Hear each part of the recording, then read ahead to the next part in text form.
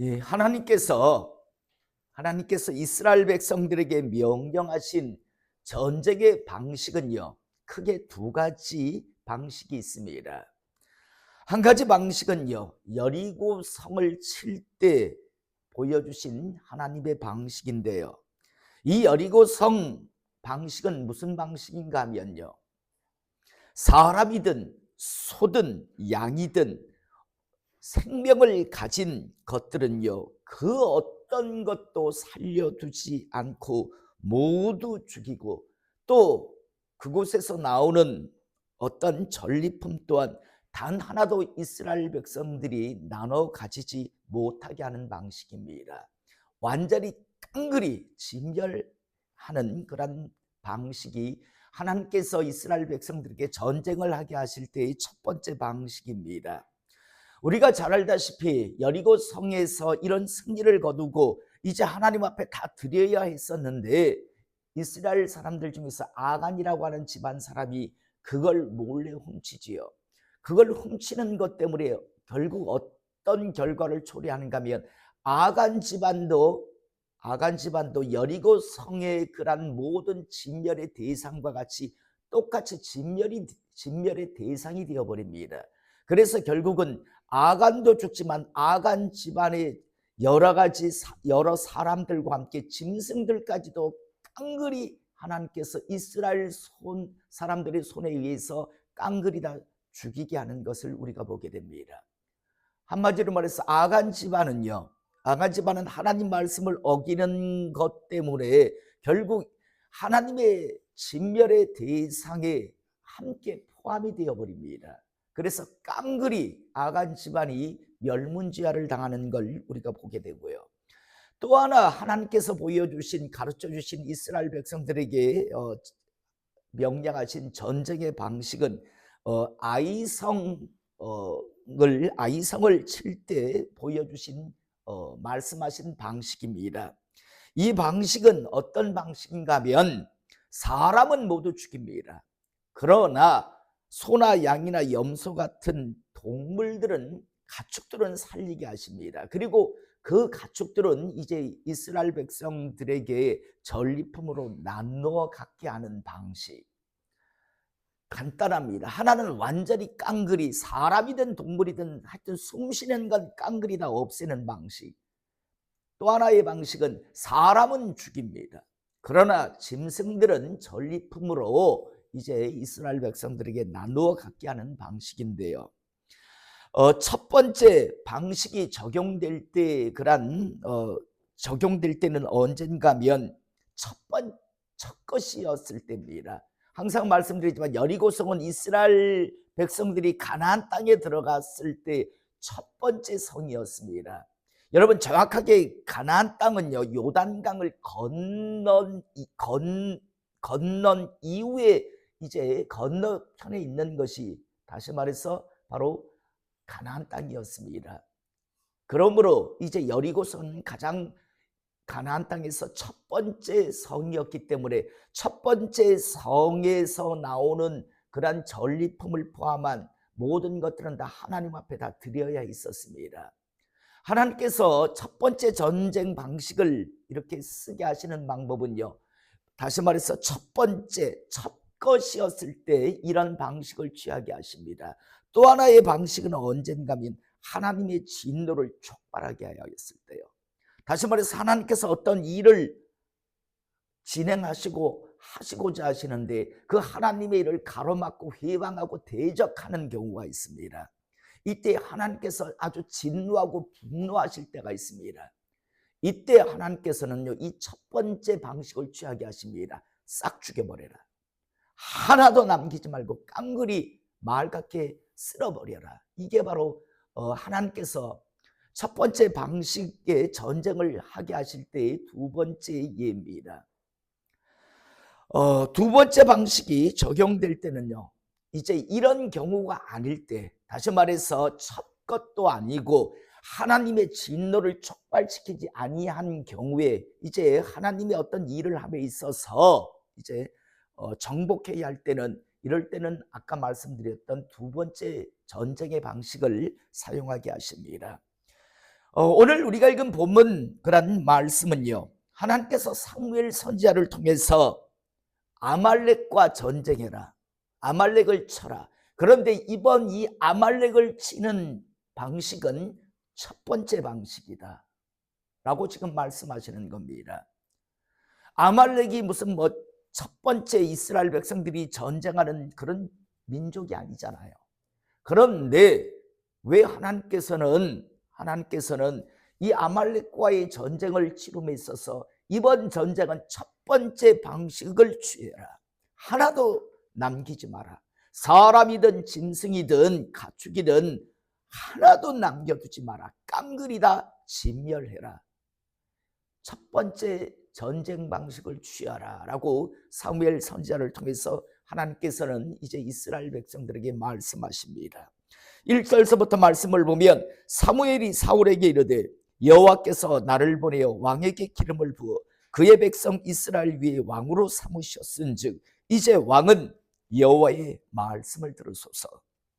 만군의 여호와께서 이같이 말씀하시기를 아말렉이 이스라엘에게 행한 일 곧 애굽에서 나올 때의 길에서 대적한 일로 내가 그들을 벌하노니 지금 가서 아말렉을 쳐서 그들의 모든 소유를 남기지 말고 진멸하되 남녀와 소아와 젖먹는 아이와 우양과 낙타와 나귀를 죽이라 하셨나이다 하니, 첫 번째 방식을 취하라고 하십니다.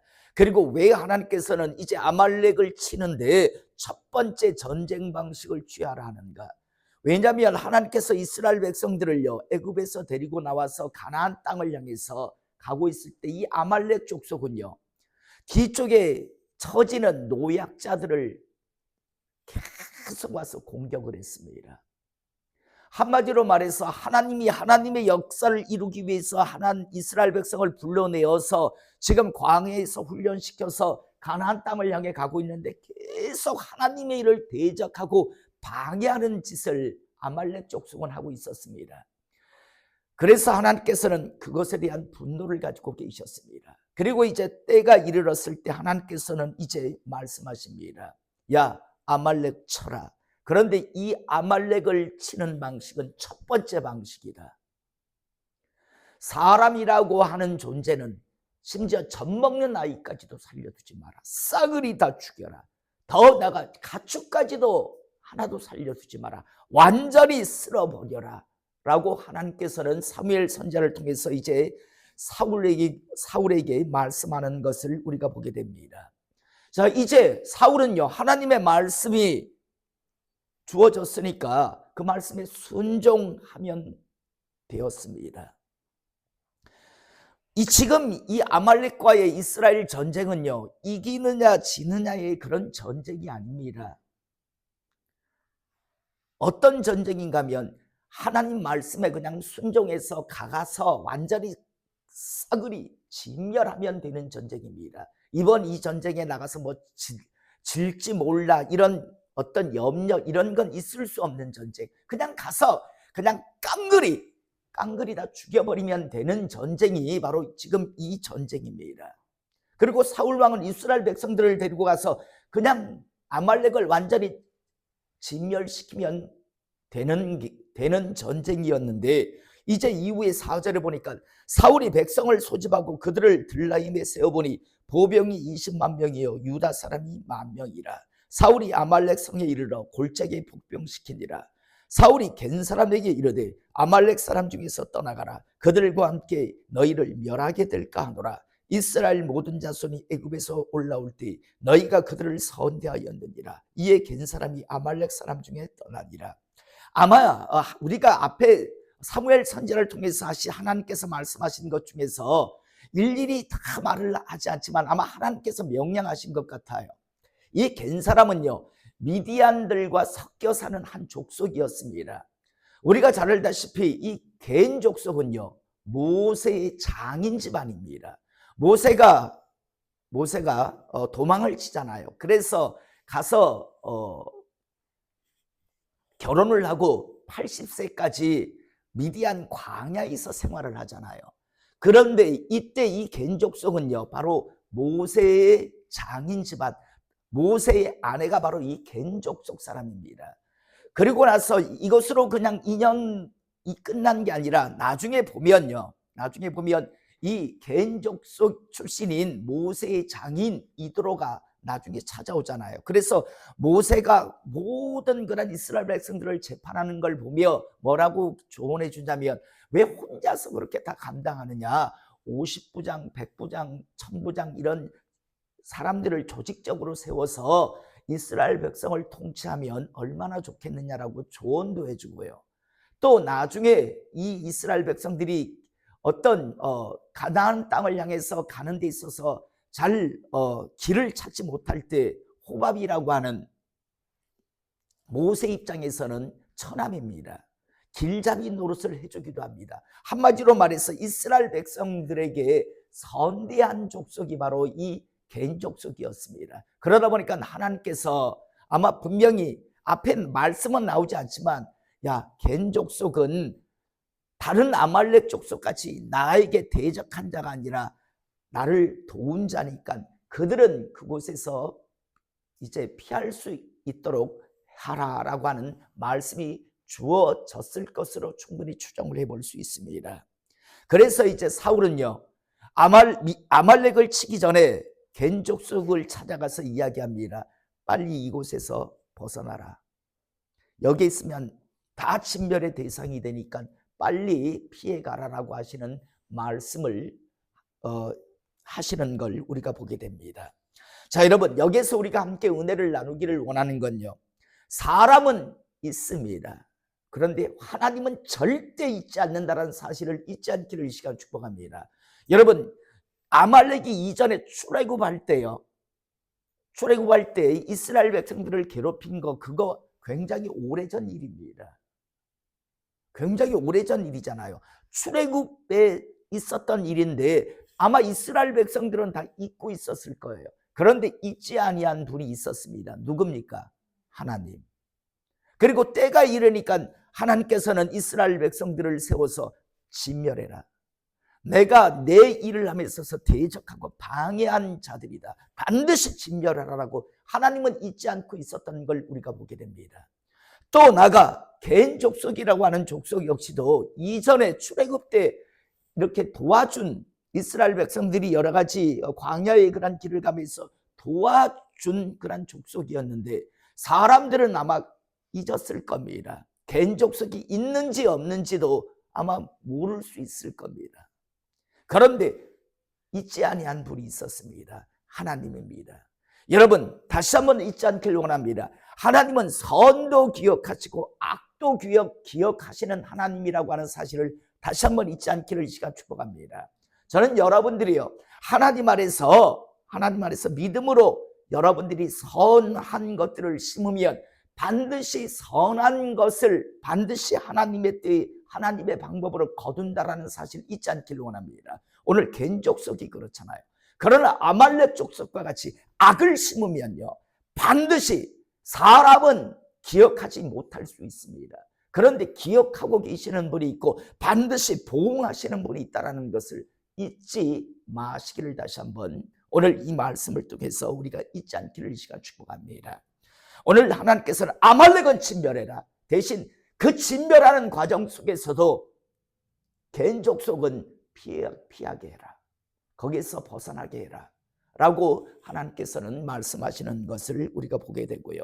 이제 이후에 7절 사울이 하윌라에서부터 애굽 앞 술에 이르기까지 아말렉 사람을 치고 아말렉 사람의 왕 아각을 사로잡고 칼날로 그의 모든 백성을 진멸하였으되 앞에 미리 말씀드린 이건 지금 이기느냐 지느냐의 싸움이 아니라 사울 왕이 하나님 말씀대로 그대로 순종하는가 순종하지 않는가의 그런 문제의 그런 전쟁이었거든요.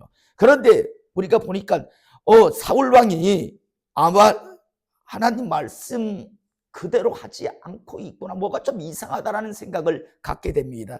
왜냐하면 아말렉 사람의 왕 아각을 사로잡고, 여기에서 아각을 사로잡고가 아니고 어떤 말씀으로 나와야 되나요? 아각을 죽이고가 나와야 되는데 아각을 사로잡고 칼날로 그의 모든 백성을 진멸하였으되 사울과 백성이 아각과 그의 양과 소의 가장 좋은 것 또는 기름진 것과 어린 양과 모든 좋은 것을 남기고 진멸하기를 즐겨 아니하고 가치 없고 하찮은 것은 진멸하니라 라고 말씀이 나옵니다. 저는 우리가 지난주에 들었던 하나님의 말씀입니다. 하나님 말씀을요 어설프게 듣지 않기를 이 시간 축복합니다. 하나님의 일을 감당할 때 대충 감당하지 않기를 이 시간 축복합니다. 여러분, 사울은 분명 이야기하잖아요. 하나님 말씀대로 순종했다라고 생각합니다. 아마 그는 이 정도 했으면 하나님 말씀 내가 순종했잖아. 그런데 정작 하나님은요 순종 안 한 자로 지금 하나님께서 판단하고 계시잖아요. 이 시대 왜 교회 안에 있는 사람들이 하나님의 복을 받지 못하는가? 바로 이 함정에 걸리기 때문입니다. 사울 왕이 걸렸던 바로 이 함정, 이 올무예요. 사울은 자기는 하나님 말씀에 순종했다라고 생각하고 있습니다. 그런데 하나님은요 아말렉을 진멸하라고 하셨지 아각을 살리고 좋은 것들은 남기라고 하신 적이 없으세요. 저는 다시 한번 하나님의 말씀 그대로 받기를 이 시간 축복합니다. 내가 걸러서 받지 마세요. 나가 하나님 말씀을 순종할 때, 받아서 순종할 때 대충 순종하지 마시기 바랍니다. 대충 순종하고 나는 이제 하나님 일했다라고 생각하지만 그러나 하나님 보시기에는 불순종자입니다. 이 시대에 참 많은 사람들이 이 사울이 걸렸던 이 함정 올무에 참 많이들 걸립니다. 하나님 말씀은 분명했습니다. 아말렉 진멸해라. 젖먹는 애까지도 살려두지 마라. 짐승 하나도 남겨두지 마라. 그런데 지금 사울 왕은 하나님 말씀 그대로 하지 않습니다. 우리는 나답과 아비후라고 하는 사람의 비극도 잘 알고 있잖아요. 아론의 첫째 아들, 둘째 아들이고 이스라엘 백성들에게 있어서 제사장 사역을 감당할 사람이었습니다. 그런데 제사장직을 받은 이후에 하나님 앞에 거룩한 불을 가지고 와야 하는데 그냥 자기 생각대로 그냥 불만 가지고 오면 되지, 그게 무슨 불이든 무슨 상관이 있어 라는 생각을 하고 그냥 엉뚱한 불을 가지고 옵니다. 그래서 하나님께서 어떻게 하십니까? 그 자리에서 즉사합니다. 즉사시켜버리는 걸 보게 됩니다. 아론이 울지도 못해요. 큰아들 작은아들이 죽어나갔는데요. 왜 그런 일이 일어났는가를 알기 때문에요. 다시 한번 마음판에 꼭 저도 여러분들도 새길 수 있기를 원합니다. 하나님 말씀을 걸러듣지 마시기를 이 시간 축복합니다. 두 번째로 하나님이 일을 감당할 때는 조금 속된 표현으로 다구지게 그 말씀대로 하나님의 일을 하실 수 있기를 원합니다. 대충 하고 나서 나 하나님의 일을 했다 스스로는 보람을 느낄지 모르겠지만 하나님 보시기에는 진멸의 대상이 될 수 있습니다. 이거 더 쓸 수 없는 존재구나라는 오늘 이후의 말씀을 보기를 원하면요, 여호와의 말씀이 사무엘에게 임하니라. 이르되 내가 사울을 왕으로 세운 것을 후회하노니 그가 돌이켜서 나를 따르지 아니하며 내 명령을 행하지 아니하였음이니라 하신지라. 내가 사울을 더 이상 왕으로 쓸 수 없을 것 같아 내가 왕 세운 걸 후회한다라고 이야기합니다. 웃긴 건 사울은 자기는 하나님 말씀대로 했다라고 생각하고 있다는 거예요. 하나님은 후회하고 있는데 자기는 하나님께서 자기를 칭찬할 것이라는 착각을 하고 있다는 거죠. 그 이유는 그가 돌이켜서 나를 이제 따르지 아니하며 내 말을 안 듣는다. 나는 사울을 내 종 삼기를 원했는데 사울이 내 말을 더 이상 안 듣는다. 나는 동쪽으로 가라 했는데 자꾸만 지 생각에는 동남쪽으로 가야 된다라고 자꾸만 내 말대로 안 한다. 그래서 내가 후회한다. 내가 사울을 내 종으로 삼은 걸 후회한다라고 말씀합니다. 그래서 이제 사무엘이 근심하여 온 밤을 여호와께 부르짖으니라. 여러분, 하나님이 지금 사울 왕을 어떻게 생각하는가를 사무엘 선지자는 알아요. 그래서 여러 생각 때문에 잠을 못 이루고 있습니다. 밤잠을 못 이루고 있다고요. 그런데 12절 이하에 보니까 사무엘이 사울을 만나려고 아침에 일찍 일어났더니 어떤 사람이 사무엘에게 말하여 이르되 사울이 갈멜에 이르러 자기를 위하여 기념비를 세우고 발길을 돌려 길갈로 내려갔다는지라. 사울 참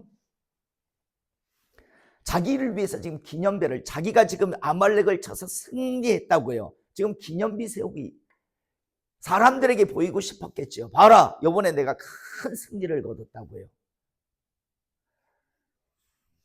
얼마든지 이렇게 될 수 있습니다.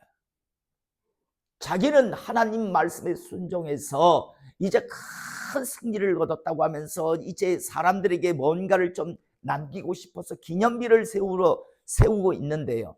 그런데 정작 하나님은 그를 진멸의 대상으로 이제 생각하고 있다니까요. 더 이상 쓸 수 없는, 다르게 표현하면 쓸모없는 종이라고 지금 생각하고 계신다는 겁니다. 13절 사무엘이 사울에게 이른즉 사울이 그에게 이르되 원하건대 당신은 여호와께 복을 받으소서. 내가 여호와의 명령을 행하였나이다 하니, 자기가 하나님 말씀대로 행했다라고 지금 당당하게 말하고 있습니다. 그러자 14절 사무엘이 그에 이르되 그러면 내게 들려오는 이 양의 소리와 내게 들리는 소의 소리는 어찌 됨이니까. 하나님 말씀대로 제가 다 순종했다라고 이야기합니다. 아니 그러면 지금 내 귀에 들려오는 이 소소리, 소의 울음소리, 양의 이 소리는 이건 어떻게 된 것이냐라고 되물어보자 15절 사울이 이르되 그것은 무리가 아말렉 사람에게서 끌어온 것인데. 어떻게 이렇게 당당할 수 있는지 몰라요. 그지? 아말렉 사람에게서 끌어온 것이라고 이야기합니다. 그런데 이렇게 당당한 이유는 백성이 당신의 하나님 여호와께 제사하려 하여, 내가 한 게 아니고 백성들이 하나님 앞에 제사하려고 하여 양들과 소들 중에서 가장 좋은 것을 남기며 그 외의 것은 우리가 진멸하였나이다 하는지라. 자기가 한 게 아니래요. 백성이, 또 그럴듯한 핑계 대죠. 백성이 하나님 앞에 제사 드리려고, 그래서 이제 이 좋은 것들, 특별히 좋은 것들을 남긴 겁니다. 그 외의 것은 우리가 다 진멸했습니다 라고 지금 이야기합니다. 여러분, 이게 바로 이 시대예요. 비극이자 시대마다 비극이었습니다. 저는 이 함정에 저도 우리 성도님들도 걸리고 빠지지 않기를 제가 다시 한번 축복합니다. 하나님 말씀은 진멸하라였습니다. 그런데 지금 사울은 하나님 말씀에 순종했다라고 스스로 이야기합니다. 그러면서 하는 이야기가, 왜 그러면 이걸 남겼습니까? 이 짐승들은 왜 남겼습니까? 그러니까 이건 하나님 앞에 제사 드리려고 남긴 겁니다 라고 당당하게 이야기합니다. 이게 당당할 수 없는 이야기인데 당당하게 지금 이야기하고 있다는 겁니다.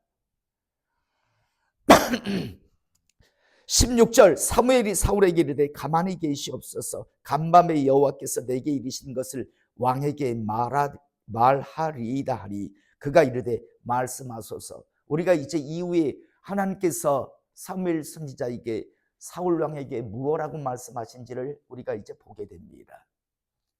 저는 오늘 이 시간 이 예배를 통해서 다시 한번, 여러분 이 시대에 왜 간증하는 사람의 수가 적은가?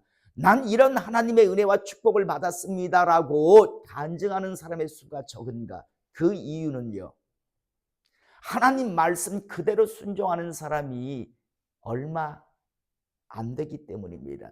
대부분의 사람들은요, 사울 왕과 같은 착각을 하고 하나님 보시기에는 쓸 수 없는 종이구나라는 하나님의 후회와 하나님의 판단이 그에게 주어지고 있는데, 자기는 이제 하나님 말씀대로 살았기 때문에 그래서 하나님의 복을 이 땅에서 받아 누리고 죽으면 천국 갈 것이다라는 그런 착각들을 많이들 하기 때문에, 그래서 이 시대에 교회는 많고 교회 안에 있는 사람은 많은데 진짜 하나님의 그 큰 은혜와 축복을 받아 누리는 사람은 극히 소수의